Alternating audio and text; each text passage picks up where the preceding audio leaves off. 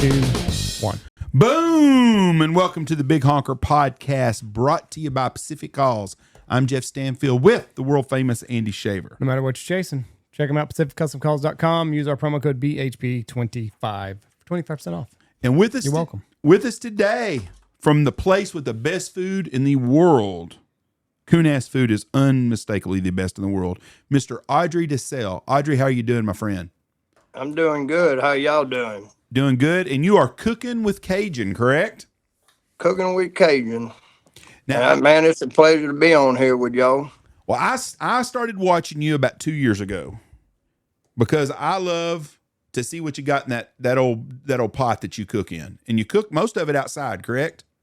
Most of my meals are cooked on open fire outside, just an old tradition I love sticking with. And you're famous for your motherfucking cornbread, as you call it. I am. Look, I've got it right here just in case you wanted to see what the box looked like. Cajun, my favorite cornbread. My favorite cornbread. Now, that's pretty good play on words. So, did you start making your cornbread by yourself, just homemade? Yeah, I did. So it's just an old recipe that my grandmother used to make, and coming up in the lifestyle I came up in, we lived, where we grew everything, raised everything. So cornbread was on the table every day, every night. And it wasn't something I really thought about when I got on social media. It was just a normal almost every meal we ate cornbread. And one day, just kind of out of the blue, I was fixing a plate.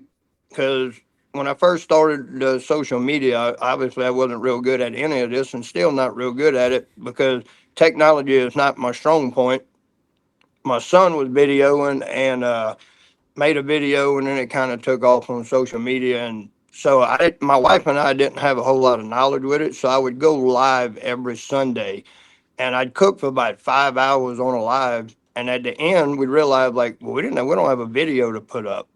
So I started doing what we cook today, and I would show people what I cooked. And one day I forgot I had cornbread, and at the end I said, "Oh, I forgot about the motherfucking cornbread." And my wife didn't edit that; she just left it in there, and here we are today. Now, do you have a little bit of sweetness in your cornbread? So my cornbread is a savory cornbread. It's I wouldn't say sweet. Most people can't even tell it's got any sweetener or anything in it in that sense, but it does have a honey crystal in it. Okay. I've never heard of that in there, but I love cornbread. My goodness. What's your go-to meal? I see you cook everything from fowl to game, everything. What is your favorite meal that you cook? Probably my favorite meal to cook, and it would probably be more because of my childhood and growing up, is probably cooking duck in a gravy. Duck in a gravy. And how does that go? I pretty much, we brown the ducks, and then you cut, you pull them, and you leave the duck fat in there, and you put your onions, your bell peppers, and your green onions, and whatever you want. Everybody's got to cook the way they like, and I put all of the stuff I like in there and season it, and then I get my onions cooked down to where they are really dark and brown. Then I add the ducks back, and then, you add water and let it cook for about 4 hours till the meat falls off the bone. And you put it right over rice, which I put everything over rice. There are no fast meals in Cajun land. No, none at all. Everything takes an afternoon. But it tastes better that way, though, right? Yeah, and even cooking on open fire is a lot worse, as far as time frame goes. A lot of people don't realize, I'll cook, prep, build fire, the whole thing, and I'll get a meal, and it takes about 7 to 8 hours. And then at the end of the day, I get a 1-minute video. Do women in Louisiana cook? Yeah, so, it's really strange because in Louisiana, I think it's one of the only places that I'm aware of, and I've been to most of the United States. Women cook very, very well in Louisiana. And the thing is, though, most men also cook. So it's you go to any household and you can't tell if the husband or the wife cooked the meal because they both can cook very well. See, I cannot cook at all. My wife cooks. If we had to rely on me, I'd be skinny. I'd be skinnier than you if I had to rely on my cooking because I can't cook for shit. Andy's a good cook. Yeah. Now, Louisiana, just, it's the whole food culture. I think growing up, especially from my age group, it was more of, it was always the Sunday dinners at grandma's and, the get-togethers during the week, and everybody had a camp, and you went to the camp on the weekends, and you spent Friday, Saturday, Sunday. So everyone had the chance to cook, and a lot of times when you're doing that, especially out at the camp, the kids got involved with the cooking because they just wanted to be part of what everybody else was doing. So you learn very, very early. do you have so your favorite way is to cook in your cast iron? Oh, absolutely. On an open fire. I'm gonna tell you a real quick, kind of funny story. I got invited when this all took off. I got invited to go to a mud park and cook. So I went and I cooked on an open fire, and I think I cooked 20 gallons of red beans, and it went perfect. And then the next event, the guy said, "Man, we really wish you wouldn't build a fire. You would need to do it on a burner." And that was the first time I'd burnt 20 gallons of beans. I was like, I have no idea how to control this. I've never cooked on a burner like this, and so it's been a learning experience because I do it a lot now, and I've gotten a lot better at doing it on a burner. But it's different. It's completely different. What's the biggest event you've catered? So I wouldn't say catered. I did some cooking for the Daytona 500. Wow. I've done Talladega 2 or 3 times. Charlotte. I do a lot with NASCAR. I've got a couple of events coming up. I'm gonna go do some private events for some drivers. Stuff like that. Probably, my wife and I, we've been NASCAR fans for years and years when we traveled, and so it's pretty neat to see that. We've done some stuff with the Carolina Panthers. I don't. For me, any event's big, whether it's in somebody's backyard or it's in front of 100,000 people. It's still a big event because, it's always about the food for me. I want to make, it's a nerve wracking when you get out there and you're trying to cook 20, 30 gallons of food. And you're like, if I mess this up, there's like 700 people waiting to eat. Yeah. No pressure. I'm always that way if I ever have to do brisket. I'm like, I'm going to figure out a way to fuck this up. And that's like a 12-hour cook. You know what I mean? So it's like, oh. Yeah. I'm going to tell you, I just did this past weekend. I didn't cook. I just went, I got invited to just go kind of the meet and greet, but I went to Hogs for the Cause, and we do that every year. We kind of promote and we raise money for Hogs for the Cause. It's a big part of our lives. And, but it's a whole barbecue thing. And the guys, when I go, people ask me like, what are you cooking? I'm like, man, this is barbecue. I'm not cooking shit because I promise you. My whole barbecue life is I own like a little Weber grill. Yeah. And hamburgers and steaks are about the only thing I fool with. I am not getting the barbecue world a whole different world. And if you're from Texas, nobody else can barbecue. Right. And if you're from Memphis, nobody else can barbecue. So that's true, boy, right there. So I'm like, nah, you know what? I'm from Louisiana. I'm gonna cook Cajun food. I'm gonna cook the shit I grew up on, and I'm gonna just, barbecue a ribeye or a hamburger. Yeah. Yeah. Those are always good. No, you're right though. Everybody's got their own special way of barbecuing that everybody else is idiots. You know what I mean? Yeah. One of my favorite things that you've made, and my wife makes this, is smothered pork chops. Oh yeah. I love smothered pork chops. What? Isn't it amazing though? Like everything we cook basically ends up being smothered. And if people always ask me, what is smothered? And I'm like, it's when you put the lid on and just let it cook for about 4 hours and get shit faced. What is your smothered pork chops? What's the recipe on that? So basically, I think my biggest thing with it is making a good roux, getting a good roux base, not getting it too dark, but getting it dark enough that you kind of get that thick roux flavor. And then, you've already browned your pork chops, and then at that point you add water to your roux, and you already have your onions and all in there cooked down, and whatever you want to add. Again, it's such a big preference of what people enjoy putting. The whole Trinity thing really didn't come about till like the late 70s, and it's kind of weird because me and a guy was talking this weekend about the Trinity, and I said, I grew up my entire life. My grandmother was born in 1910, and she never put celery once in her food because I don't think they grew it where we were, and it wasn't really something that they went out and got. And I said, so even to this day, I don't really cook with celery. So that's one of the things I don't ever put in there. And so, I guess I've never used the real Holy Trinity by not putting celery in it. But other than that, brown it down, get your onions cooked down, your roux made like you want, add water, put your, brown pork chop, put them back in there, put a little water in it. I do like instead of putting a lot of water, I do put it's a bone marrow pork bone marrow. You can put some of that in there and it'll thicken it up also, and it gives it a really rich flavor. And then let them rip for about 4 hours until they just completely get tender and fall apart. I'm going to tell you what, for a man that's not a big, oversized man, you eat as big a helpings as I've ever seen in my life. I watch him make a plate, and he puts 2 dollops of everything on there, and I'm like, God dang, how the hell does he eat all that? Yeah, I probably eat more than the average person, to be honest. I always have. I don't know. I've got a real high metabolism, I guess. Well, I got low metabolism. I like to eat, but when he makes a plate of food, he makes a plate of food. There ain't an open spot on it. Don't half-ass it. No, I tell my wife, if you buy a truck, use the whole thing. Make sure you're gonna use the bed. So you get a plate, you got to put food on all of it, or you wasting space. So what started the social media journey? You're up over 1 million followers on Instagram.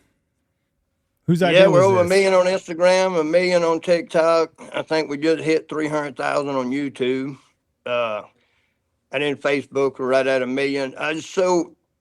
This story always comes up about how someone like me got into social media. And it's ironic that the day before I had 1,200 followers on my TikTok account, the day before I didn't even have a TikTok account.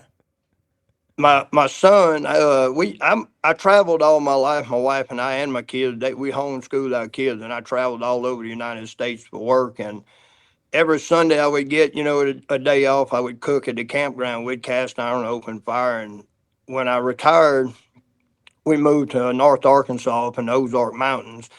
And we moved off grid.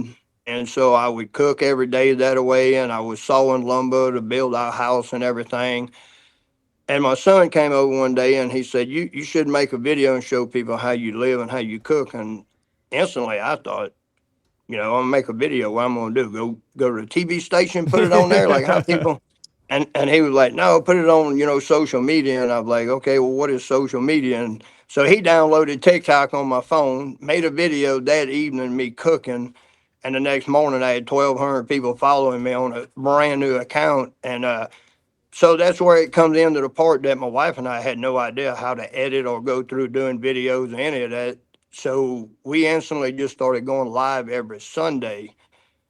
And then at the end of going live and cooking a full meal, I would just fix a plate. And that's kind of how we started with the whole what we cook today, and then fixing a plate and showing the food. And yeah, it just kept growing from there and still doing the same thing, I believe. How many days? We don't go live as much. It seems like I want to retire again, I think. How often do you cook? Because you have a video every day come out on Instagram. Yeah, we put videos out probably every 2 to 3 days. If I'm not at an event or we don't have something major going on with the new store, I basically cook that way almost every day when I'm home. Well, I mean, what was it like? I mean, so like obviously, like the first video you put out, you're not expecting everything to blow up around you. Now that you've got all these extra responsibilities, like you said, you're kind of wanting to retire again. Yeah. Now, I mean, not to say I love what we're doing, because I think for the first time in my life, it's not a job. It's like so enjoyable to go out and meet people or to go cook for people and to be able to just do the things I love and just share it with the world.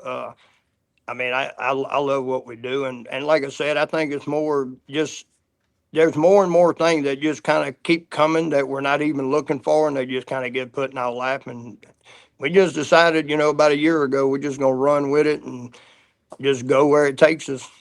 Lean into it and see where you go. So you're Yeah. you're in Arkansas now, not Louisiana? No, I'm in Arkansas. Yeah, a lot of people think I still live in Louisiana, and I'm like, nah, I moved here 8 years ago. You're in Northwest Arkansas or Northeast Arkansas?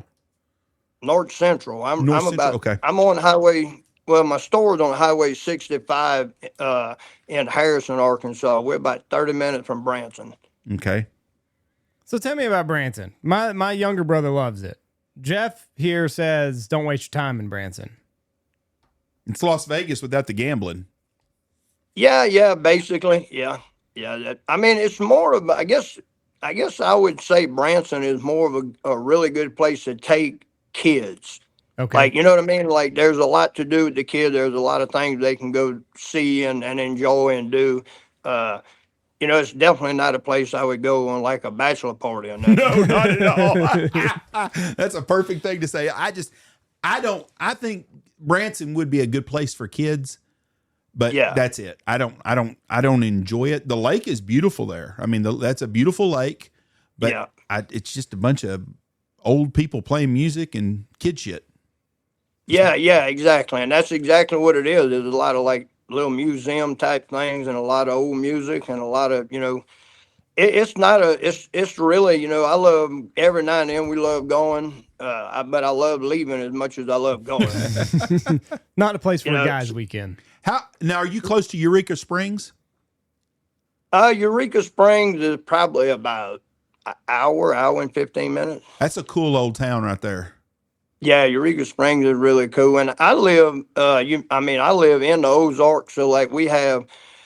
I think Bull Shoals is maybe 3 miles from my place, from my house, and then you got North Fork, you got the White River, the Buffalo, so many different creeks and rivers around here that there's a lot of hiking, a lot of fishing, a lot of kayaking. The tours are real big up here in the summertime with all the water activity. And, the White River, I think, I want to say is ranked like #1 in the United States for trout fishing. Yeah, it's a beautiful area up there, and you ain't got to worry about an alligator eating your ass like you did at home. Hell, I didn't worry about it when I was at home. They got ticks over here and worried about eating my ass. Get that Lyme disease. Do you, what out of all the animals in the swamp, have you eaten a nutria yet? Yes, I've probably about the only thing I didn't eat would be probably easier to name the shit I haven't eaten, let alone what I have eaten. I would say, like, more in the reptile side would be the shit I haven't eaten, like snakes and stuff. In Louisiana, I've eaten snake in other places, but like water moccasins and stuff, I kind of stay away from them. They stink too much.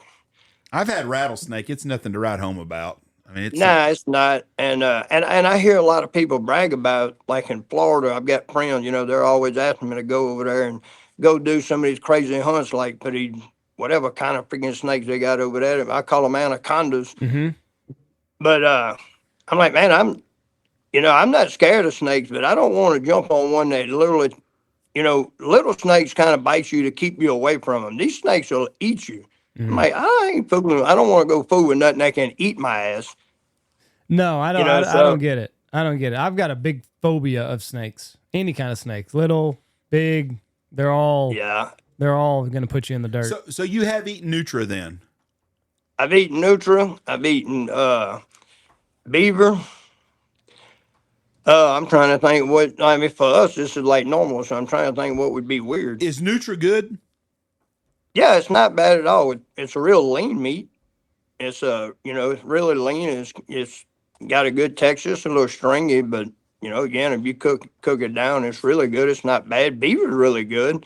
Let's see. I didn't eat it in Louisiana. Probably the worst thing I ever ate in my life was I was in South America and I ate iguana.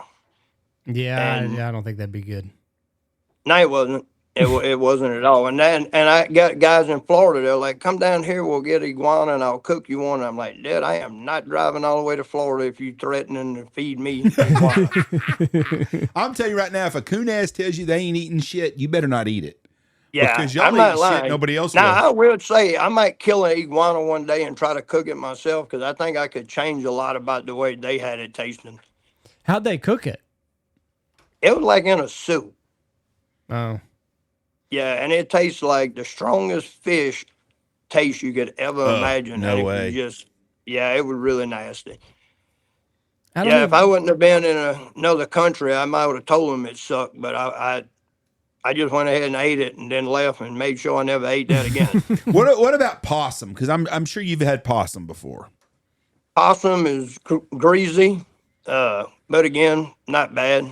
I mean, I guess, a lot of these foods depend on how hungry you are. That's got a lot to do with it, but you guys can make shit that nobody else would eat taste good. A coon ass can make a dog turd taste good, probably with all the seasonings and shit you put on one. Yeah, probably so. You What? put enough onions in there, the gravy will be good anyway.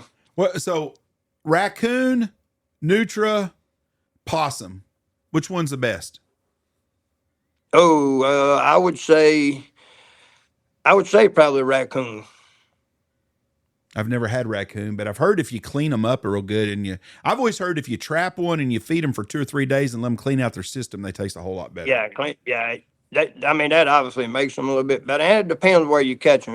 If you catch one like in the swamps of Louisiana where they eating cypress balls, you probably want to sell that one and not eat it. It's gonna be a little bit bitter, kind of. But yeah, depending on where you get them. We used to make sure when we killed one we were gonna eat. We always went where they had a lot of sweet pecan trees. Oh, that makes a lot of sense. Yeah, that does. Yeah. Yeah. What part of the iguana are they feeding you? Like the back straps? Yeah, so like the legs, Okay. like the leg muscles, some of the back strap. I don't know. I mean, not being rude, but I thought they cooked just a whole pot of assholes. They're big. Some of them get pretty damn big. Oh, I know that, but I'm just thinking I saw a bunch of iguanas and everything before, and I just don't know what part you're going to cut up and put on the. I don't have a clue. I'm not eating none of that shit. on I'd the try it. stove. Yeah. I would try it though. If I go somewhere, I'm going to try it. I mean, I would. I ate bone marrow the other day, and I just not a big fan of that. I like bone marrow. I'm not a fan Oh, of I it. do. Oh, I love bone marrow. Yeah. Where do you And get I that use at? a lot of bone marrow in the foods I cook. Yeah, I heard you say that. Well, like you just get like the whole bone and like cut it in half. How do you do it? Well, so what I do normally is I go to a couple of different places that I have in the area I know, and I get like bags of just bones that they discard from beef, pork, whatever it is. And and it's all the day that they it's like slaughterhouse or something, and I'll get a bunch of bones and take them home, and then I just cook them down myself and make a marrow, and then I jar it and just keep it in a pantry. And so if I'm cooking something where pork, I'll use pork bone marrow, or if it's beef or something, just depending on the change of what you're cooking, the flavor you're looking for. So you just you boil it down, and then what does it do? It kind of re-solidifies itself after a while when you put it back in the pantry. It'll kind of like yeah, a fat? kind of like almost like a gelatin type. Okay. It's kind of like a soft kind of gelatin type, and then I usually take it, put it in a pot, and I'll cook it down a little bit, add a couple of things to it that I want, like seasonings and stuff, and then just kind of get it to where it is almost in a liquid form. Cooking it down and stirring it really good, and then I just put it in jars and then pressure cook it in a jar to where it just seals and it's locked in. Everything's cooked and it's safe to keep. I've got stuff in my pantry. People would probably die. I got stuff that dated like 2021, 22. That I still the other day I cooked a corn mock shoe and I pulled 2 quart jars out the pantry with dated like 2022 when I canned the corn. What did you make now? Corn mock shoe. What is that? I basically just cooking the corn, taking corn that you've processed, sweet corn. You can do it with fresh corn. It's obviously, always better when you do fresh, but yeah, and you just kind of cook. I cook mine down, and you can add, if you want to add different meats, and I'll always do mine with a shrimp or a crawfish. And then you kind of do the same with your onions. You brown I usually put just onions. I brown a Vidalia onion. They're a little bit sweeter. You brown it down. You add your corn, kind of fry your corn a little bit in your pan or your pot. And then I'll add a heavy cream and your seasonings, and you let that cook for a while till your corn and everything's kind of all come together. And then you add your shrimp. And you don't cook your shrimp very long. It doesn't take long. I think, most people that say they don't like shrimp because of the texture, because they all overcooked them and they either mushy or rubbery.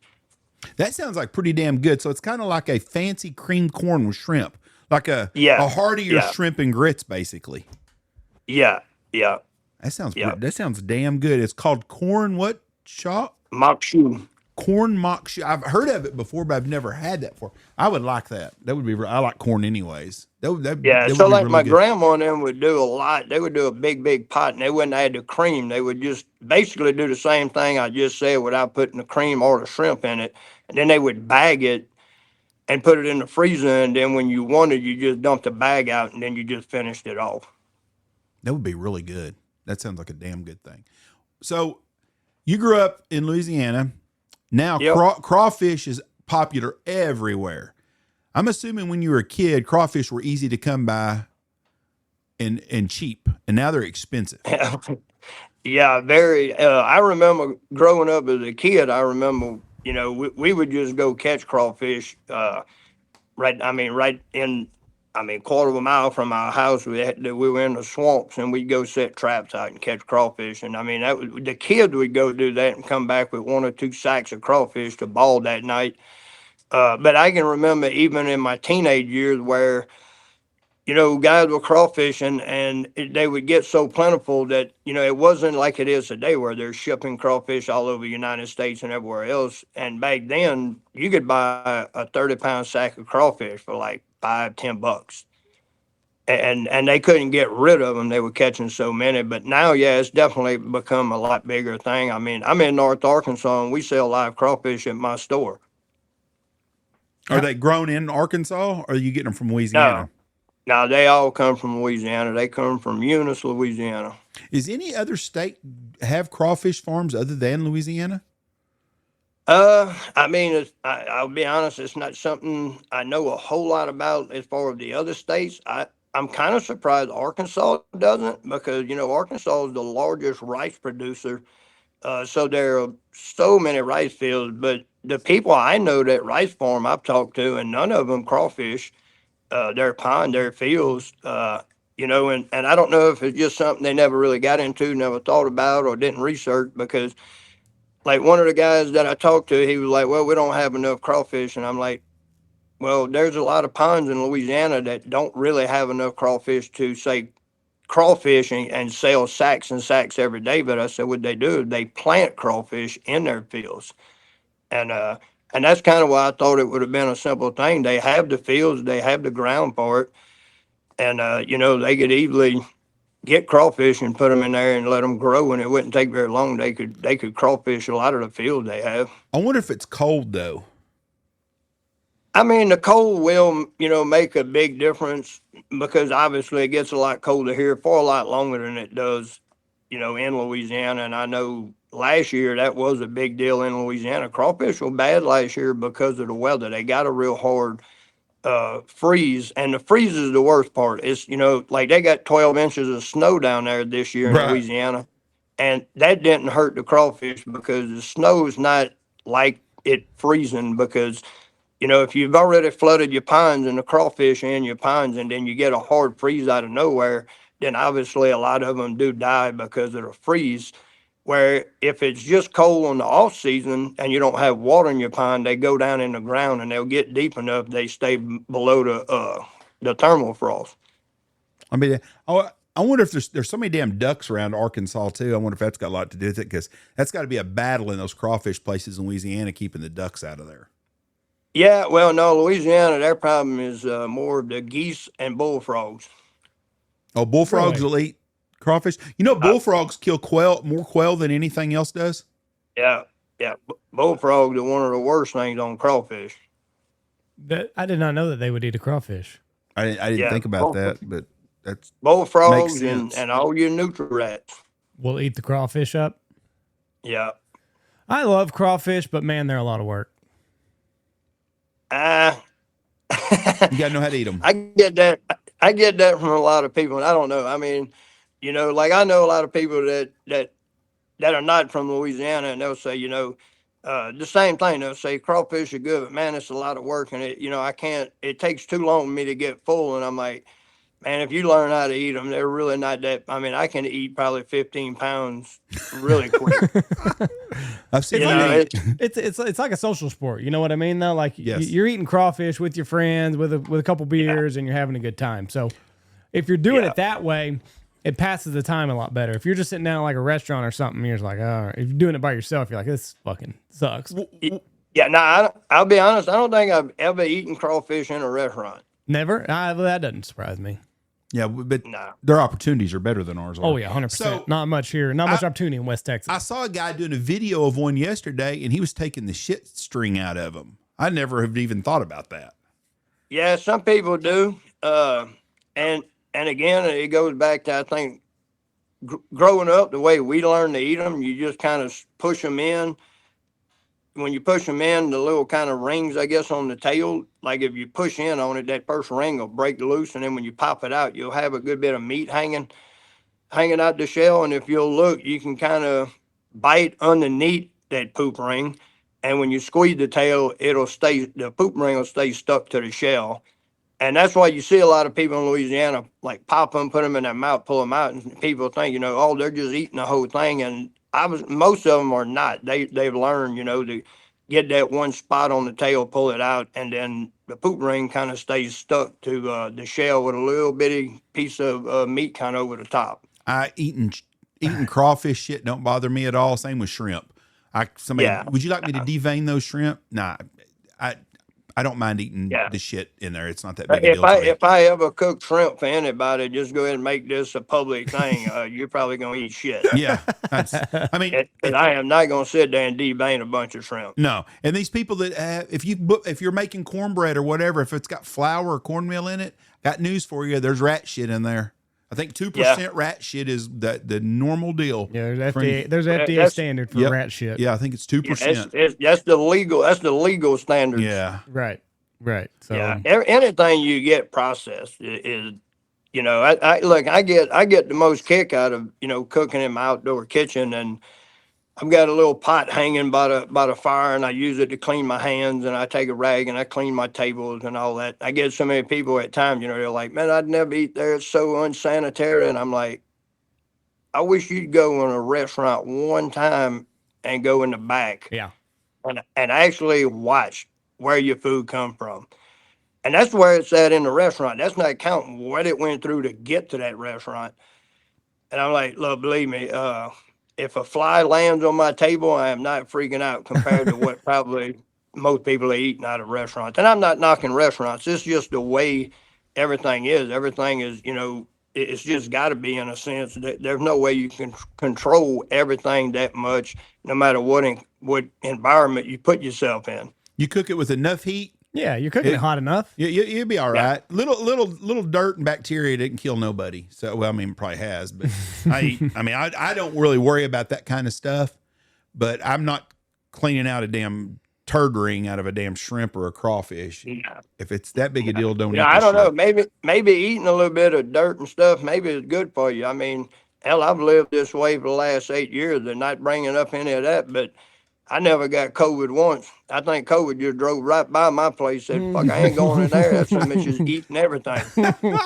I can tell you one place I would not eat, and I watch it on videos, is street food in India. No way. You're taking your life into your own hands. That's the nastiest place in the world. No, hell no. Hell, they feed you with their feet. Oh, it's nasty. They wipe they wipe their ass with their hands. There's no way. I watching people eat over there, and there's a guy I follow his video, and he goes to these little places and he eats, and he won't drink nothing but water usually, though, bottled water. But man, the stuff he eats, there's no way in hell I'd eat that shit. No, hell no. Listen to that. We eat a lot of shit, but I can tell you, we cook our own stuff, and like I said, I'm not scared to cook in that little shed of mine outside, and I don't care if some ashes get in a pot and all that, but I ain't gonna stick my damn feet in there and then serve it to somebody. No doubt. So, you ever cook pouldoos? Oh yeah, yeah. What's your recipe on pouldoos? For everybody that don't know what a pouldo is, it's not a coon. That is a coot. A coot. So most people that I know, including myself, if you're gonna cook pouldo, it's probably gonna be either you're gonna breast it and put it in a gumbo where you can, you know, cook it down really good. And I do know a lot of guys, including myself, that will take poodoo breast and slice it really thin and then put like jalapeno and cream cheese on it and put it on the grill. I never heard of that. My Yeah, dad now used that to is love. not barbecue for the people in Texas. That's not barbecue. That's just some shit we do. My dad loved the gizzards on pool doos. Yeah, so the gizzards and the heart on all ducks is something we still do. We save every gizzard and every heart throughout the hunting season. At the end of the year, I take the gizzards, the hearts, and the livers of all the ducks we've killed throughout the year, and then I make a big gravy and we put it over rice. Would you eat that, Andy? I would. Yeah, I would. Yeah, Andy likes duck and goose. I'm not a big duck and goose eater. Yeah, Jeff's all freaked out about it. Now, I think you just had. I'm gonna guess the reason you don't like it is because it's too dry. oh, my dad used to bake that shit when I was a kid, and that shit would have been hockey pucks. It's terrible. You couldn't add nothing to it to make it taste good. I had some. Y'all need to let me cook duck for y'all one time, and then I promise you I can change your mind. Everybody's told me that. I've had some duck tacos or goose tacos that aren't bad. I had duck at a French restaurant that had all the fat on it, and it was damn good. I thought it was pork. It was very, very, very good. But yeah, that old dried shit I grew up eating, there ain't no way in hell I ain't eating that shit. Ugh. Bad liver. And I do not like liver and onions either. And there ain't no way anybody can cook a liver and onions that taste good to me. Do you a liver and onion guy? I would be honest, like I don't have a problem with liver, but I can tell you, I bet I don't cook liver and onions but about every 5 years. like that's enough. Like I'll eat it and then I'm good. I'm good for like 5 years. I'm good. My father-in-law made turkey tails a couple weeks ago, and I was not a fan of those. Turkey tails? What is that? It's the tail of the turkey. There's a little bit of meat and a shitload of fat. I never even heard of Yeah, it. right there. They basically where all the fan opens up, there's Yeah. a big old chunk of Yep. fat and ass. Yep. And it didn't taste And good. that's- It was Yeah. like $2 a pound or some shit like that. I mean, it. Oh, he bought it? Yeah. Yeah. Holy crap. I don't even know where he found it at. $2 a pound. Was he mean, at the Mexican market? I don't know where he was, but they invited us over. We had quail, dove, and turkey tails, and by the time I got there, all the dove and quail were gone. So I got the turkey tails that were left, and gnawing on that and the fat and everything else. Told him, just don't invite me over if you're doing this again. That's like someone inviting me over for I mean, Christmas that's- and having a goose. Hell no. I mean, that sounds about like eating freaking chicken feet. Yeah. Yeah. Like there ain't a whole lot. I still ain't figured out what the hell they eating. No, I don't either. And like Jeff said, I'd never even heard of turkey tails. No, I'd never heard of that in my life. I've heard turkey fries. I've heard it. Yeah, I've heard of turkey. Yeah, oysters. I mean, I'll be honest. I know what turkey tails are, but I've never even thought about saving them just to cook. Don't waste your time. Yeah, I'm not. Don't waste your time. It was. That's about like raising iguanas. I ain't fucking with that neither. So have you always cooked on cast iron? Yeah, pretty much my entire life. That's probably one of the only things, other than every now and then McWare, the aluminum, like an aluminum type pot, the cook pots. I mean, we'll use them sometime inside in the house, but very seldom. I mean, it depends. I'm not a real big fan of cooking any red sauce in a cast iron because of the acid. It is easy to kind of, damage a cast iron when you use a lot of tomato sauce and stuff like that. So then I'll usually go to like the McWare, stuff like that. But other than that, yeah, everything is cooked on cast iron. I mean, matter of fact, this week I'm cooking a chocolate cake and I'm doing it in the cast iron. Oh, really? Wow. Yeah. I've never heard of that. One time it was a cobbler, it was berry cobbler, and I did it in cast iron, and it was really, really good. I've never heard of chocolate cake though. Yeah, yeah. Matter of fact, my cookbook comes out in about 2 weeks, and one of the things in my cookbook is a cobbler. I love cobbler. Do you hot cobbler with some ice cream? Oh yeah. You can't beat it. Yeah, I brought you some home the other day from Joe Allen's. You did. I appreciate that. Supposed to have me some too, and I asked Michelle last Oh, night. you I go, where's that cobbler at? Oh, I thought that was for all the kids. I was like, Oh. hell no. I wanted one of the cobblers. She goes, oh, I'm sorry. Oh, I'm sorry. It was very good. I got the pecan chocolate pie. I wanted the cobbler. No, it was very good. I thought it was. What about boudin? You ever make boudin yourself? Yeah. Yeah, boudin. I love making boudin. It's it's an old tradition, obviously in Louisiana, and I'll be honest, if you're in Louisiana, and this is not a plug to any business or store out there, but if you're in Louisiana looking for really good boudin, I'm not knocking every other place because I haven't eaten it everywhere else, but anywhere in the Scott or Opelousas, Lafayette area, to me, is probably some of the best boudin as far as getting it out of a store. Those guys really have their shit together when it comes to making boudin.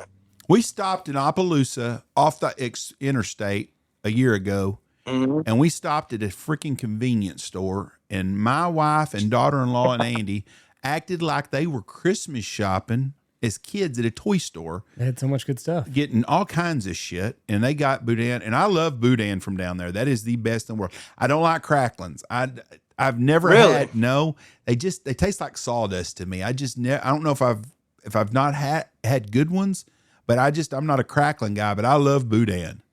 And for everybody up north listening to this, boudin is like a Cajun sausage. It's got, what all's in it? So you got a real authentic boudin is going to have, obviously you've got pork, ground up pork meat and stuff. And a real good one originally will have pork liver in it. Now, all of this meat you ball with your onions and everything else, and then when it's balled, you take it out, and then you grind it after the fact that it's been cooked. And then you mix your rice, and then you take some of the broth, and you add back to your rice and your meat, and you kind of get your proportions like you want as far as ratio of rice and meat, and then your onions and your seasonings and all, and then you just mix it up, get it the way you want it, and then you put it in a casing. And once it's in the casing, you'll normally keep it, or heat it back up. You just kind of do either a steam bath or put it in a little water in like a slow cooker, or if you've got a steamer or something. Inside of it, like I said, I think one of the biggest things you won't find in a lot of stores, and I guess maybe because it's just a little bit more work, is the liver part. And it's not a lot, it's very little, but it is just that little bit that gives it that different taste and texture. I'll tell you what, it's good stuff. I got a friend of mine, Gary Coker, in Wichita Falls, and he's from down and around Beaumont, and he makes boudin at home, and it's really good. But there's not a lot of people. We up here, nobody makes it. You buy it. But man, when you go down there in that area that you talk about, them little markets and stuff, that shit's so damn good. Yeah, one of the hardest things moving to North Arkansas for me was, everybody was, obviously the food was one of the biggest things. It's in Louisiana, you got up, and if you were going through town, you stopped at a convenience store, like you just said. You got a link of boudin, a Coke, a couple of slices of bread, and that was breakfast for the morning. And I moved up here, and it's like, there's nowhere around here to get anything like that. You go to a convenience store, they got biscuits, and I don't even know what half the shit they got. And it's obviously all breakfast stuff, biscuits and eggs and bacon, and most of them got Crispitos and shit. I'm like, and nobody sells nothing up here that I want to eat. See, our convenience stores here are breakfast burritos, which is chorizo, Mexican ladies, and it's good. I like them, but it's all fresh, homemade stuff. But man, that's what I miss about the working I did before when I traveled. We always had a lot of people that did a lot of tacos, burritos, stuff like that. I'm gonna tell you, I'm a junkie when it comes to Mexican food. I love Mexican food. Andy don't like Mexican food. It's not that. It's just I've had so much of it in my life that I'd rather go somewhere else. Huh? Yeah, I can get that. I guess it's like anything, a lot of people that grew up eating a lot of the same stuff in a sense. When they do get out and try other stuff, it's like new. So it's like, oh, I like this a whole lot more. You've eaten that other stuff so much. Mm-hmm. I'm not ordering a steak at a restaurant. I can eat that at home all the time long. I want coon-ass food, Mexican food, good Chinese hibachi type food, Italian Yep. food, last thing I'm getting is a fucking steak at a restaurant. Yeah. Now, one of my favorite, I can't even call the name of the place because they opened a while back, and they got a place down the road in Harrison. And I've been all over the United States, and like I said, even out the country. They got a little place that just opened in Harrison, and I can't think of the name of it, but they sell one of the best ramens I've ever had. I'll be damned. Ramen. I've never gone to a ramen place. My Yeah, wife's always wanting me to I mean, go. it amazed me, and my son travels all over, and he's big in Asian food. And even we went and got some one day, and he told me, he's like, man, I've been all over, and he said this is definitely one of the best places I've gotten ramen. So what's a country that you've been to where you thought the food was on par? Believe it or not, I spent 11 months between Aruba and Venezuela, and they probably were one of the reasons I got so deep into food, because it amazed me how, any food you eat in the United States, and I say this and some people kind of get upset, almost anything you eat in the United States is not American food in a sense. It's all from other countries that, eventually got, Sure. different people, different cultures, and gumbo is one of those. Gumbo is nowhere near what it was when it was first introduced to the United States. But when I got to like Venezuela and Aruba and stuff, I was amazed at how similar their food was to the Louisiana type food. Because I was scared to death I was going to starve to death when I got there.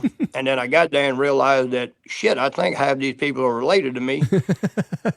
They were making beef tip with gravy, putting it over rice. And I was like, shit, this is right at home.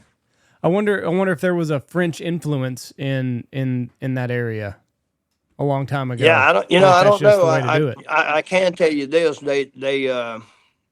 they all speak about 4 languages, and one of them was French. It might have been then. French, Portugal, So Spanish. that could and be. I something mean, else. it was really interesting. I was there working, and any second I wasn't at work, I was usually at a little restaurant, and I had done hooked up with the cook or with the owners, and I was back there with the cook, kind of playing around and learning and seeing what ingredients they use. Not to drag a long story, but one of the things I have, researched and learned, and I've kind of tried to teach or tell people is, a lot of the food we cook today obviously come from a whole lot of different cultures all over the world. And each area you're in may cook a little bit different with ingredients because, back when my grandmother was born in 1910, when she was growing up, there was no in Louisiana or in the United States, you couldn't get stuff like avocados or different things. So they only cooked with what was available to them in their area. And even as it's something as simple as Louisiana, you go way down south, they didn't have big gardens because it was all, wetlands, it was all swamp. And then when you kind of got where I grew up, where it had swamp, but you also had good, land in a sense. That's why like deep south is not known for pork. Like you get to Opelousas and Lafayette, they raised a lot of pork, and that's where your boudin kind of comes in at. So dishes that can be so different, so close to each other, in Louisiana especially, because people only cooked with what they had available on their own property or in the area that people were growing it. Yeah. That's what I think so funny about, like, you hear so much about like the modern diet or whatever, and like you're supposed to have so much fruit and so much vegetables. What do you think they did fucking 2,000 years ago before they had a garden? Or even if they had a garden, shit was in and out of season. Well, and that's why you hear a lot of people now, they're going real hardcore on the diets of just meat. Yeah. And, and it's like, I'm like, okay, that's still not healthy. I mean, you do want to eat something else besides just meat. But, it's a good diet if you want to lose weight. Right. I mean, meat, just like any other, protein, I mean, you're only going to get so much out of it, which is why, the old people, I mean, they'd cook anything and they'd have, something like a bread or, cornbread, and then they'd have a vegetable. But, I think the biggest problem in today's society is the fact that people don't cook, and the stuff they do cook is so processed that they're getting so much negative, out of it. They're adding so much to the food to preserve it and do things like that. And it's just not healthy, and I get it. Not everybody can grow a garden and hunt and trap and do all this year round and live off of what they got. But there are a lot of other alternatives, buy local stuff, buy as much local as you can. Yeah, that's the big thing. I'll tell you one thing I've noticed about Louisiana and the food is everybody outside of Louisiana uses Tabasco.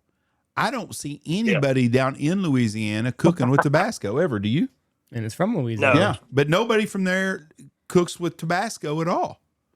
No, very, very few people. I mean, I can tell you most of your it's got a lot to do with the kind of the vinegary concept and the taste of it it almost is overpowering, in taste, where the alternative, which is what a lot of people do, is stuff like, Stale Cracker. He came out with a new hot sauce. It's just a cayenne, and I absolutely love it. I use it all the time. And then there's Louisiana, there's Crystal, and they're a lot like kind of milder on the set, and they're not as vinegary. Mm-hmm. And I think that's what people have kind of in Louisiana look for. It's not something so vinegary and not that hard punch with very little of it. I love the Cajun Chef. Is probably my favorite Louisiana hot sauce. Crystals. Yeah, there's so many, man. They have so many people have literally done some homework and mastered really good hot sauces. Yeah, what's the guy's name that was the famous chef from down there that was on a long time ago on the Food Network? He's got restaurants. Emeril Lagasse. Emeril. He used to have a red sauce that I used to buy a bunch of. I used to love it on a sandwich. Yeah, and I hadn't seen it in a long time. Is Crystal's the one in the white and the blue? Yep. Okay, yeah, we've had that around here too, so that's a really good one also. But it's always funny. Everywhere else, everybody talks about Tabasco. You go to Louisiana, I've never seen nobody ever have Tabasco in Louisiana. And and Avery Island is a really cool place. It's it's a really cool story on how that whole thing came about. I think it's really something to go see and to tour and go through the whole thing and it's been a great success, and it is one of those things where someone from another country came in and kind of incorporated a dish, or the Tabasco sauce with the dishes we ate. And like I said, I know at one time it probably was a huge thing in Louisiana because it was based out of Louisiana, but I think so many people have kind of gone in a different direction. When you can only get Coca-Cola, you love it until somebody makes something different you like more. Yeah. What about Tony C's, the green can? Tony Chaussere's. I'm saying, or should I say it wrong? I got two seasonings. I don't want to get in a battle with no other seasoning company. We can skip this then. We can skip this then. I say this openly to everybody. Tony Sasser was, they done it probably the best at first.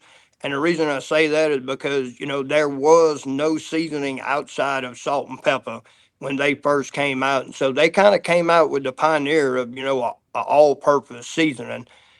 But now it's so far into everybody, instantly knows the green can. They go straight to it. It's $2 for a 16-ounce can. And everything else on the shelf is $4 or $5 a can. And what people do refuse to notice, and I think people are getting better at watching what they eat and being a little bit more cautious of what they're buying. If you look at a can of Tony Sasser's, and y'all may have one in front of you, you can look at it now, you'll see on there, it says seasoned salt. Yeah. Well, my two seasonings are both low sodium.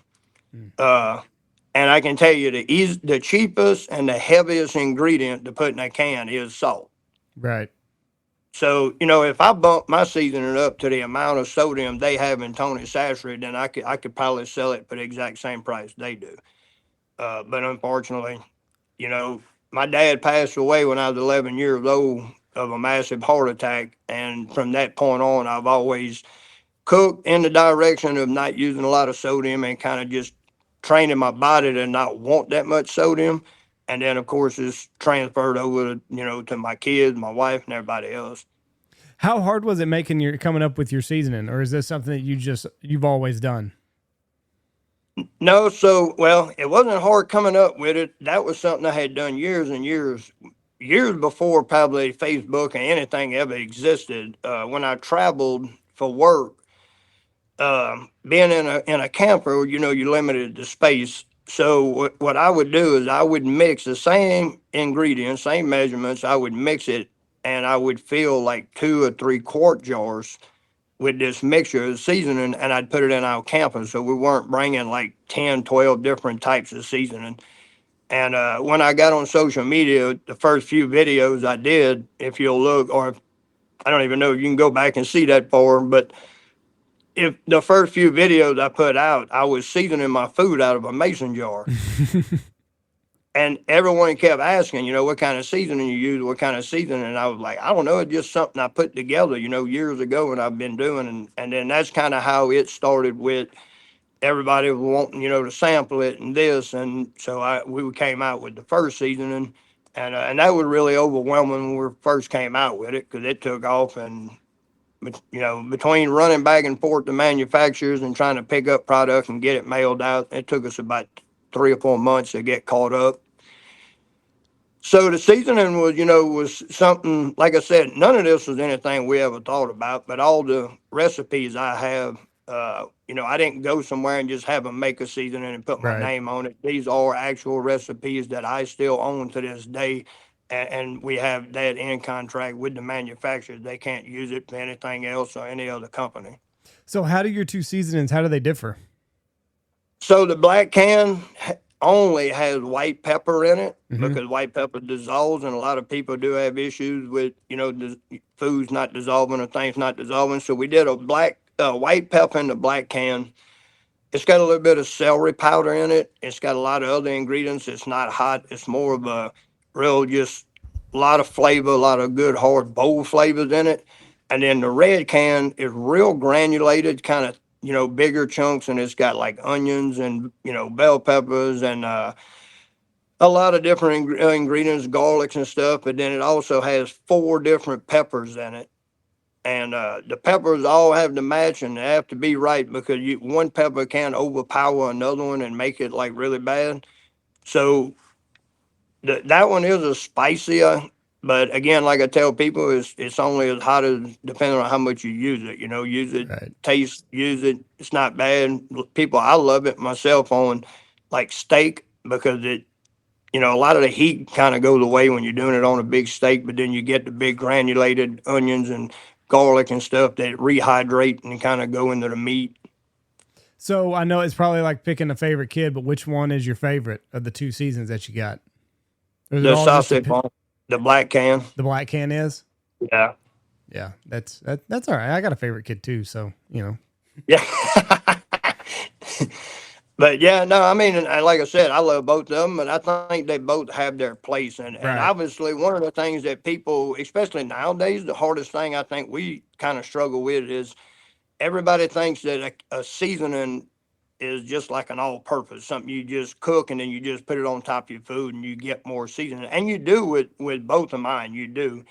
But they're both designed to be cooked with, like to use in the pot and give them time to break down and get the flavors out the right way. Because if you taste raw seasoning versus cooked seasoning, you get a whole different profile and taste. Yeah. Yeah, and it's nice that you had it like already done. You know what I mean? Like it was something you've been Yeah. cooking with forever. So I'm sure whenever it came time to manufacture it, it was just dialing a couple things in and sending it It over. took, I sent the recipe to the manufacturer and they made like 2 samples. And the second sample, they hit it dead on. And I was like, okay, there it is. We ain't got to do no more. So we had our first seasoning from the day we sent the recipe to the day I picked up the first order was literally like 7 weeks. It's a quick turnaround. So Yeah, now the cornbread was a whole different story. why was the cornbread a different story? Just getting that? Just Well, too many because different. there's so many ingredients in there that are like so hard to get in a form that you can put it in a box and and not run out the bottom. Getting dehydrated, different products, and of course they all exist, but it was to find the one that did have the same flavor and the same texture when it all came together. So the cornbread we started with, and we didn't get our first order probably 12, 12 to 14 months later. Oh my goodness. Were you pulling your hair out? Yeah. Yeah, it's all gone. Yep. That was the Yeah, I cornbread. pulled every bit of it out. That was the cornbread. Yeah, Wow. I pulled every bit of it out on the cornbread. But that's not near as bad. Now, I do have a cookbook coming out in 2 weeks. And, you know, a lot of people, when they do a cookbook, they kind of just jump on the internet and they get a bunch of recipes. They tweak them a little bit and they print a book out in 3-4 months. My cookbook comes out in 2 weeks, and I started on my cookbook 3 years ago. How do you pare down like what recipes you want in there? Is that the hard part? No, it really wasn't. I mean, I had the recipes I wanted in there, probably put in the book in about a week.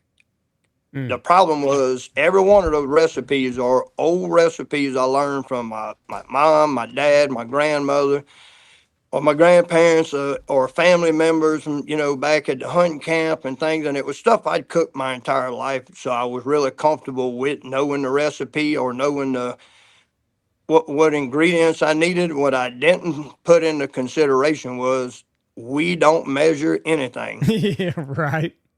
And so I like an idiot on social media 3 years ago. Everybody kept asking for a cookbook, and I made the mistake and said, I'm working on a cookbook right now. Well, that was 3 years ago. I'm just now getting it done because I've had to cook everything in that book 4 to 5, 6 times and measure each ingredient like over a paper plate, then measure it and put it in. And if it wasn't right, I had to start over. So 3 years later, I think the book is 92 pages long. Oh my goodness. I didn't even think about that. Yeah, you're right. You just do it till it tastes right, until you like it. Yeah. And now you're trying to pass that information on, and like you got to be dialed in with how much salt, pepper, sugar. Yeah, whatever. my grandmother cooked bread at the school till she retired. That's all she did was made homemade bread at the school. And I had her original recipe in my head, and I'd made it thousands of times with her. And when I wanted to put it in the book, I was like, I have no idea what measurements or anything are, because she just, you know, dumped flour and she just put this and that and a pinch of this and a pinch of that. And I'm like, how the hell do I measure a pinch? You know, so I even read up books. There are books out there what a pinch is. And I'm like, okay, well, what size hand are you using? Like, my grandmother's fingers weren't near as big as mine.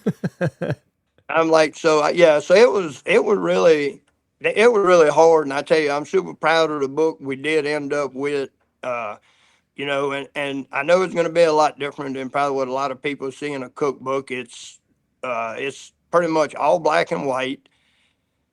And throughout the book, there are pictures that are 60, 70 years old of my grandparents and different people in my life that, you know, were involved in cooking with me, which are all passed away now. And so we incorporated all those old pictures into different recipes that are in the book. Man, that's such a cool project. Being able to tie everything back to your grandparents and going back that far. What a cool project that you got. Yeah, we're super excited about it. Like I said, you know, can't wait to get the actual first hard copy so I can go ahead and just go put it up somewhere and know that I did accomplish that, especially for my family. Yeah. So what's your favorite duck to cook? Oh, probably wood duck. A wood duck? Yeah. Because they're eating like acorns and stuff? Yeah, and they stay down south, so they don't migrate. So they tend to be, like you say, you know, they stay in, so they eat a lot of the local stuff. So I feel like they get real tender and they have a really good taste. They got a lot of fat on them because they didn't just fly 7,000 miles. You know, they kind of just hang around, and to me, they're one of my favorite. And then second for that would probably be teal. Mm-hmm. And then probably my favorite bird in the sky in the duck world, or I say duck, waterfowl, would probably be a speckled belly. I knew that was coming up. Everybody loves a speckled belly. Yeah, he's steak of the sky. Yeah. Have you ever cooked sandhill crane? Yes. Now it is very good. It is. I don't even compare that to anything else because the odds of getting one is slim to none. Yeah. Whoever said it's a ribeye of the sky, though, they haven't had a good ribeye. It's a lot leaner, you know what I mean? My wife, she was going to chicken fry some sandhill crane. We were first married 10 years ago, 11 years ago, however many years ago. I can't remember now. Anyway, I sandhill crane. She was going to chicken fry it. That son of a bitch bled in that pot forever. I didn't think she was ever going to get it to quit bleeding. Yeah, no, I tell you what, have y'all ever cooked pheasant? No, I never have.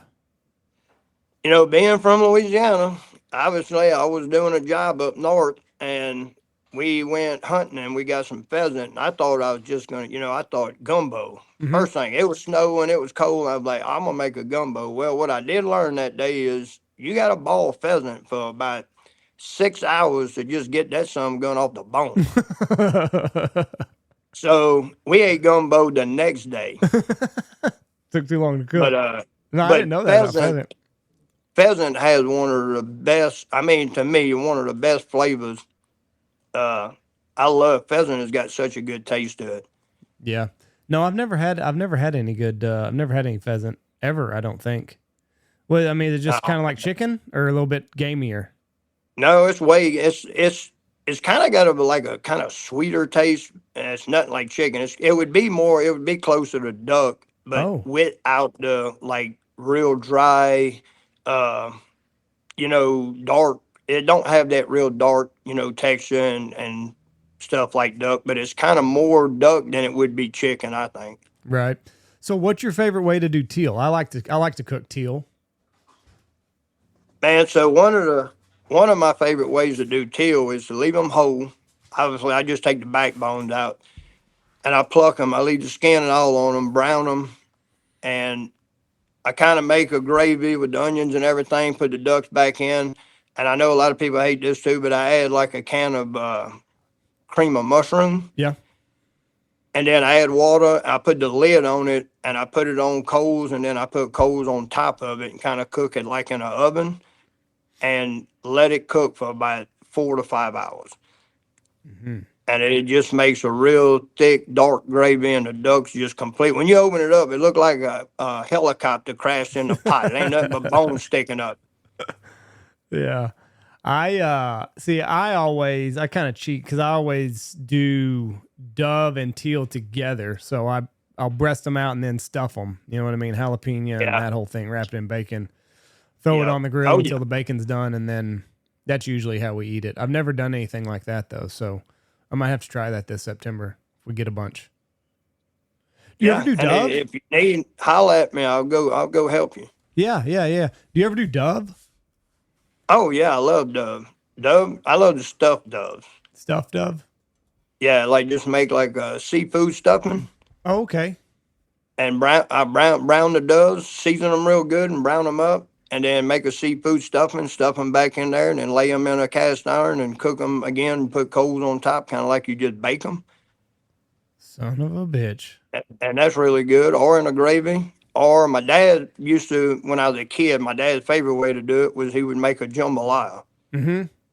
Yeah, and he'd leave the birds whole. We'd pluck them, clean them, gut them. He'd leave them whole, and then when you cook the jambalaya, the rice would get like in the body of the bird and kind of cook inside of that, and that was really good. Wow, I've never heard about that. Well, that's Audrey, the way to go.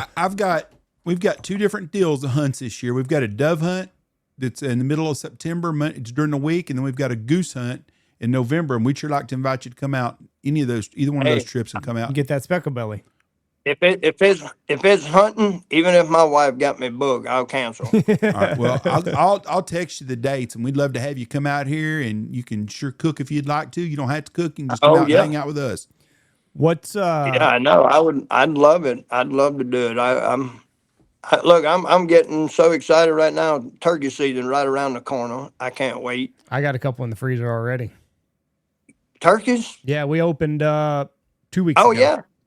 Yeah, y'all open way before we do. Yeah, my son shot his first one. I actually doubled up with my son. We shot 2 jakes. It was his first bird, and he shot his bird, and then it jumped on the bird that I shot, jumped on the bird that he'd shot. So I'm like, you know what? Let's just go on double up right here. Was the big Tom Yeah, up the road yeah. when you came in? I didn't see it. There's like 20 turkeys and one big Tom right by our place before you get to the creek. He was stoked though. Now he's ready to go again.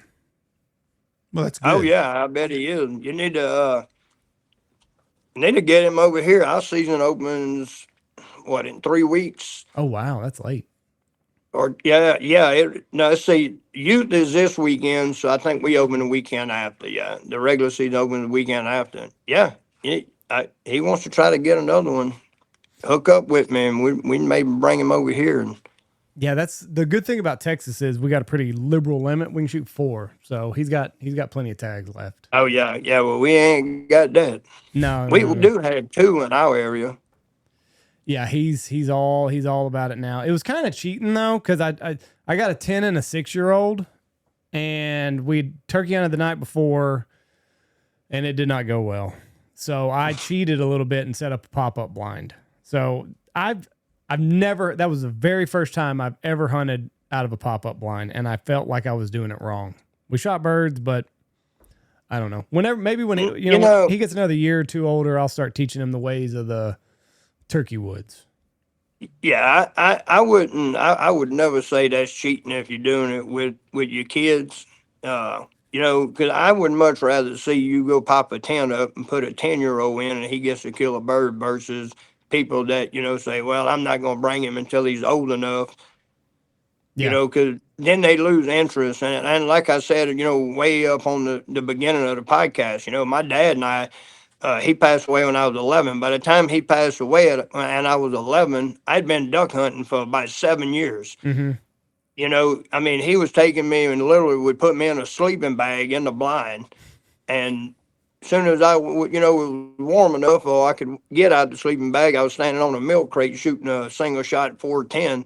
So, I had a passion for it my entire life. And I think that's something, I'd love to see more people do. And if it means putting a blind up, hell, I see grown ass men putting blinds up. Yeah, I know, but there's something about not having any barriers between you and the bird. You know what I mean? Like when you can feel it, when you can feel its presence, and like you could feel its eyes kind of searing into you, and every move really matters. But I mean, he's also 10, and like you said, like you got to have that. You got to build that passion first. Yeah, no, absolutely. And that's what I'm saying. You don't want to do it where it's not fun, because every time he goes, the bird does blow off and you don't never get to shoot, because then it's not fun. It's like, I'm not going back to do that again. Now he's got it in him. And like you said, already he's pumped about doing it again. So yeah, he'll have the drive, and then he'll want to get, better at it and do it without the blind and do things. And then now he'll have more patience because he knows it is possible. Right.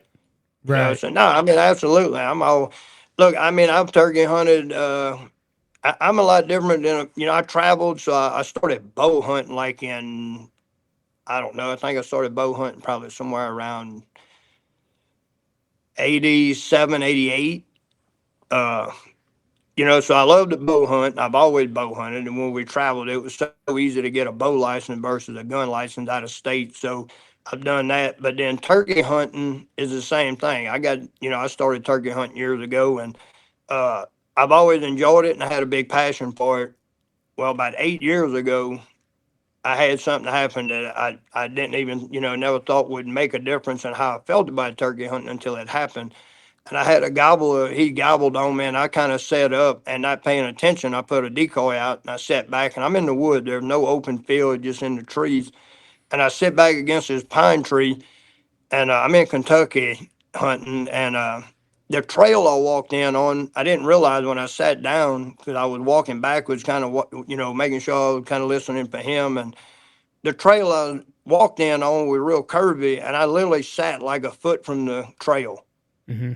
And sure enough, about 5 minutes later, I don't even hear the turkey. I don't see him. He's not gobbling. He's not doing anything. And I'm just sitting there real calm. I'm not calling. I'm just waiting to see what he's going to do. And he drums, and he is literally about 18 inches from me. Whoa. And I feel the whole vibration through my body. And instantly I started shaking like a... I was just trembling, and I just knew he was going to see, because when you shake and you're trying to even hold your breath. Yeah. Because You Yeah. can't stop yourself. Yeah. And I knew I was going to blow him. He was just going to see me. And somehow he walked right by me, got in front of me, and I shot him. And from that moment on, I was like, okay, now it's totally different. Now I want them to get close to me because that's a feeling that's just crazy. Yeah. Yeah. I had that couple 10 days ago, a week ago, week and a half ago. It was a bunch of Jakes, but still, like I was faced one way because I was expecting, I was waiting for a tom, and I knew where the tom was going to come from, so I was facing that way. And I made a call, heard gobbling behind me, and I knew where the Jakes were. I knew it was going to be Jakes. Waited a couple minutes because I'm, waiting for this tom or whatever. The next time I hit the call, they were right behind my tree. Oh man. I about pissed my pants. It was like they were there and they were looking for me, and same type thing. I can feel them drumming, but it startled me. I don't know how they didn't see me jump. Yeah, it is, and that's what I mean. It's just, I don't know. It's such a thrill, and I'm very like active when I go in the woods. Like I suck at sitting on a deer stand for Me too. 4 or 5 hours. Yep. I'm there for 30 minutes, and my mind is saying, "Oh, the deer are just on the other side of them trees. You ought to go look." You know what I mean? Like I'm instantly on the ground walking, and I can't sit in a stand. It sucks. So like turkey hunting, that's what people ask me all the time. Well, why do you like turkey hunting so much? And I'm like, because it's like deer hunting and duck hunting all in one. Like you can talk, you can walk, you can do things. And then when you get right to that moment of, a bird being 100 yards or whatever, then you got a deer hunt for, maybe an hour. Yeah. And then either you're going to kill or you're not. And then you got to get up and you get to walk and go regroup, try to get back in front of him, different things. So I was like, no, I love that aspect of turkey hunting. You're not just going to get in a tree stand and hope like hell that, something comes by you. Right. Yeah. There's just enough of chest to where it's different. Because I'm like you. I hate deer hunting. I don't deer hunt. I hadn't shot a deer in probably 20 years. It's not anything that interests me. But turkey hunting, once I figured, like when I first started turkey hunting, I kind of thought it was like deer hunting because I didn't know the game. But then when I figured out the game and called in that first one, I was like, oh no, like this is a different animal. And like if you do it right, like you said, you can be social if you're hunting with people. Like whenever I have my kids out, we're fairly social, and we can talk, and you don't have to worry about farting or your breath stinking or whatever. Exactly. No, exactly, and that's what I mean. It's a fun game in a sense, and I hate to call it a game, but it's kind of that challenge of anything you're doing, you always have obstacles against you, and you always have to kind of be on top of your game for those things. Well, like deer, basically deer, if you're decently camoed in a tree and they don't smell you, you've got a really good chance that they'll come in and do things. Turkeys see so well and hear so well. Thank God they can't smell. Yeah, you'd never kill one. No, absolutely. Because it's already. I use a pot call a lot, and I use obviously diaphragms. My two favorite calls, and the whole fact of being out on a hunt and I'm using a pot call, and then next thing you know, like you just said, one drum right behind you. Well, you're holding a striker in your hand, and instantly my brain goes to, how the hell do I put this thing down without him seeing me? Yeah. Yeah. So it's like such a challenge because, I hunt in a sense where, whatever clothes I got on is my camo, and I go out and then I just sit in the ground. I sit against a tree. So you don't have any room to move without them seeing you. And I think that's what drives me to love it so much, is it's such a challenge, because even the turkeys I haven't killed were just as exciting as the ones I have killed. Oh yeah, 100%. And then they'll change their mind for no apparent reason. Like a fence could be the determining factor between you pulling the trigger and you just sitting there watching him, do his thing. Can't tell you how many times. A freaking down log. It could be just a log laying on the ground, and he'll come up, lock up behind that log, and just sit there. Yeah, yeah. Or a hen yelping. I had a deer cock block me a couple years ago. Struck up a bird right before he was going to tree for the evening.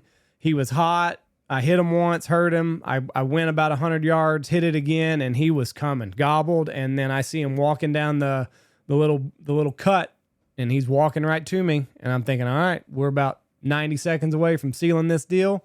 A deer walks out in between me and him. They go nose to nose. I don't know what that deer told him. It went nose to nose. Man. The deer walks off. The turkey's head turns white, and he's off. That was it. Yeah, that deer probably told him there's some dude over there. Yeah, don't go over there. You're fucking. I always pick at my son when they were little. I tell him, I said, I think animals communicate way better than we think they do. 100%. Yeah, that deer passed him a note in the hallway. Mm-hmm. It was Yeah, and he's like, all right, hell, I'm going somewhere else. All right, I'll go find somebody else. There's another hen somewhere that wants me. So what kind of like one of the biggest things in the duck hunting world for me that took me quite a while. I say quite a while. I'm still struggling, I think, with some of it. Is I grew up hunting in the timber. Yeah. And now I hunt in a rice field. Mm-hmm. And holy crap, it is so different. Yeah, because like I've never hunted in the timber, but from what I've seen is like you got your holes cut and that's where they're coming, right? Yeah. Yeah, so you get in those rice fields and we're wide open here. Yeah. We're going to be hunting in peanut fields and flat water. And they can. And I think I'm fixing to put a rangefinder on my gun because I swear sometimes they look like they're right in my face and I stand up and it's like, that sucker's 100 yards from here. Yeah. Like it's hard to judge distance when you're in the open fields compared to, being in the timber. Yeah. I just always try to get them. They also, they work completely different in the open field than they do like in the timberland. Yeah, in the timber, they probably work like pretty vertical, right? Like straight up, straight down. Yeah, but they also circle like really tight. Like, even if they're up above you, but they'll stay really tight to where they're at. Where, in a field, you'll get a bunch of circling. Well, they'll go out a quarter of a mile out there and they're coming back. Yeah. Well, shit, I mean, I done put them on their left list and here they are coming back, and it's like, it's just so different to hunt. And it's something I'm learning that aspect of it, because it is different than hunting the timber. And I mean, we've hunted lakes, but even in the lakes in Louisiana, you normally have your back up against some trees or something, so they tend to kind of stay in a smaller circle when they're circling and working the wind. And and then I notice in the fields also, like in the timber, we always set, or even in a lake, we set our decoys up with the wind. And ducks would always go over your decoys before they light. Out here in the fields, I notice a lot of times they either land right before the decoys or in the decoys. Yes. Yeah, that's so whenever I set up a spread, that's always, and I primarily goose hunt. Like I will duck hunt, but primarily what I do is goose hunt, and it's the same way. So like you'll set your spread up, and then they're landing at that first wave of the decoys that you got set up, or they'll come in 10 yards or whatever into your decoy spread. So they're always landing. I guess that would be on the downwind side.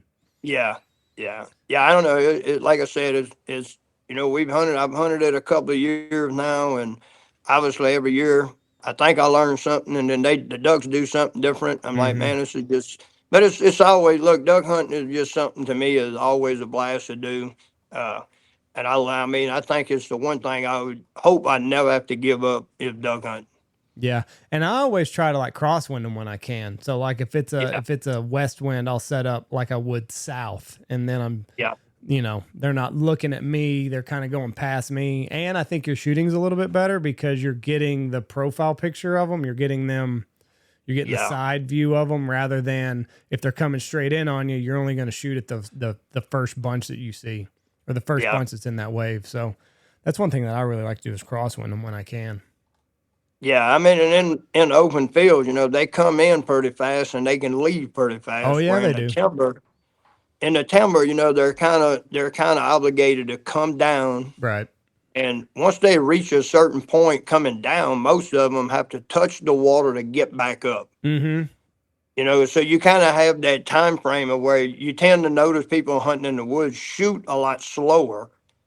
Like they'll shoot and they'll almost let them hit the water and then get back up, and then they'll pick another one, and they'll pick another one because they stay in that area for so long. Compared to in the field, you get up, shoot one time, and the next shot he's gone. Yeah. And So I hunt with a bunch of guys. There'll be 3 or 4 in the blind, and we'll get up. And I mean, it's just they all unload, and I've shot like one time. Yeah. And I'm like, how do y'all do? Like, how do y'all shoot that fast at something? Because if you shoot and hit one, now you got to go find another one. Yeah, it sounds like y'all shooting 3 times at the same duck. Yeah, especially on like a high wind day, they'll be way out there by the time you Oh get to your yeah, third shell. Just forget it. Just put your gun down. yeah, yeah. No, yeah. Especially like we had a bunch of teal a couple of times this year. Teal were really good this year, where we were, and we'd have a couple of bunches come in, and even being kind of backwards to what they normally do, they'll catch it in big fields. They'll catch the wind and come with the wind, knowing they're not going to land. They'll just do, I call it a flyby, Yeah. but they're going with the wind. So like you get up and shoot and don't even realize you shoot the first duck and the fifth duck falls. Yeah. Yeah. Buzzing And the it's tower. like, yeah, but no, I don't know. I love duck hunting. We had a really good season this year. We had a lot of pintail. Mm-hmm. Uh, we had probably the most geese, even the guys that have been hunting there and lived there on the land. They've been there all their lives. And even they said this year was probably the most specks they've seen. I've heard that. I've heard that about Yeah. Arkansas. Speckled belly Yeah, the population is doing really, really well.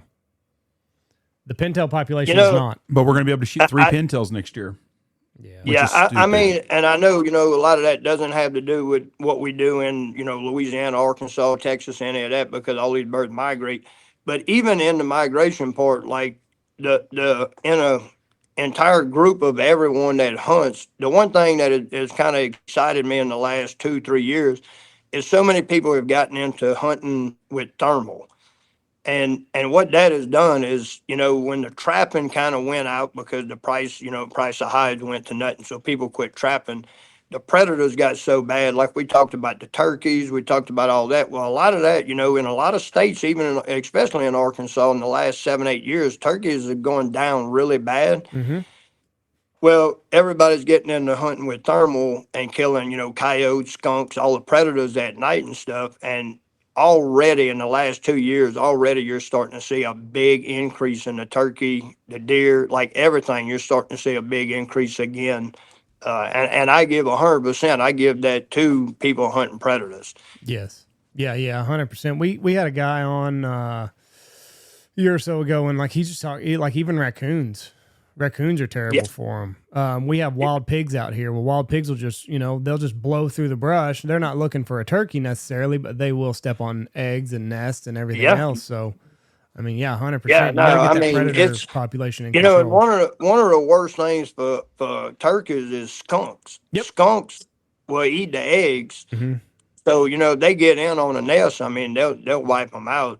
And so that's why I talk to a lot of guys with the store. A lot of guys come in and they deal with thermals and stuff. And that's one of the things I always, kind of talk to them about. And I'm like, man, when y'all out there, y'all just hunting coyotes? And they're like, no, we hunt skunks. Anything that, we know is out there hurting the turkey population, we're out hunting it. And I'm kind of hoping that a lot of that, what I was getting at with the ducks is like, up in Canada and other areas, maybe that'll become something to where they will help the duck population and stuff by getting rid of some of the predators. Yeah, I think the prairie pothole region is pretty dry right now. So that's gonna, you gotta have that water. You gotta have that groundwater. Yeah. And I don't know. Canada's such a screwy place right now. I don't know. Yeah. Hunting there and everything else. You guys going to be in for big shocks up there, I'm afraid. Yeah. Yeah. I don't know what's going to happen. So, book comes out in 2 weeks. Where can people get it?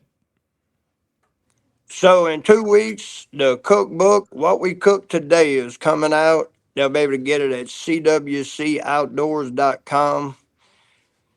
And in about 3 weeks, I've got a cast iron skillet coming out. Oh, wow. With a Dutch oven lid. It'll be an 8-inch skillet made for cornbread. Got the Dutch oven lid where you can put the coals on top, and the lid does say MF and cornbread. And that'll be at the same website, right? It'll be at the same website, and then obviously all of them will be available here at the store at CWC Outdoors, and they'll be available at any event that I would be going to. And usually on our website, we keep a pretty good record of what events I'm going to, what dates will be there and stuff. And so, yeah, in the next 2 to 3 weeks, we should have both of those items. We got a couple other things coming out. We're fixing this may be a plug that nobody even knows yet, but we're fixing to come out with a jalapeno cornbread we're working on. And we got a crawfish ball that comes out in about 2 to 3 weeks. And always working on something, always looking for something else to get involved with. And like I said, we continue to try to do as much we can with the communities here and everywhere else. Like I just said earlier about Hogs for the Cause, it's a nonprofit organization that raises money for pediatric brain cancer. And one of the reasons I'm so big with it is because my nephew actually was one of the first recipients. He was diagnosed with brain cancer at 5 and just turned 18 years old. So he's doing well with that. So we play a bit. We try to play a part in that every year to raise money, and the organization is just amazing. I think this year we raised $5.2 million. Wow, that's awesome. So That's incredible. CWC Outdoors, and that's cooking with cornbread. So you remember the deal, CWCOutdoors.com. Audrey, I appreciate you being on here with us. We look forward to seeing you in September, and I will text you the dates, and we look forward to it. And hopefully we'll run into you. We're going to be at Delta. We'll be at the Ducks Unlimited, and we'll be at Squad Fest. Maybe one of those 3 shows, maybe you'll be out. If not, we'll see you in September, my friend. Absolutely. Hey, thank y'all for having me. I appreciate it. Hey, thank Been you. a lot of fun. Appreciate Thank you very it. much, sir. You have a good day. Thank y'all. Bye. Bye. There we go. Very enjoyable, man. Very Yeah, good. he Check is. him out at CWCOutdoors.com. I love to follow him on Instagram at Cooking with Cajun, Mr. Audrey Desselle. All right. And you got the name right. Let's get out of here. See ya. God bless you. Have a great day. Watch for deer. Give your name. Check out all of our sponsors. Go check out Boss Shot Shells, Pacific Calls, Dive Bomb Industry, Ducks Unlimited, Dirty Duck Coffee, Shin Gear, Looking Glass Podcast, Lucky Duck, Mossberg, Stanfield Outfitters, Mallard Bay, and Mitch Hall Chevrolet.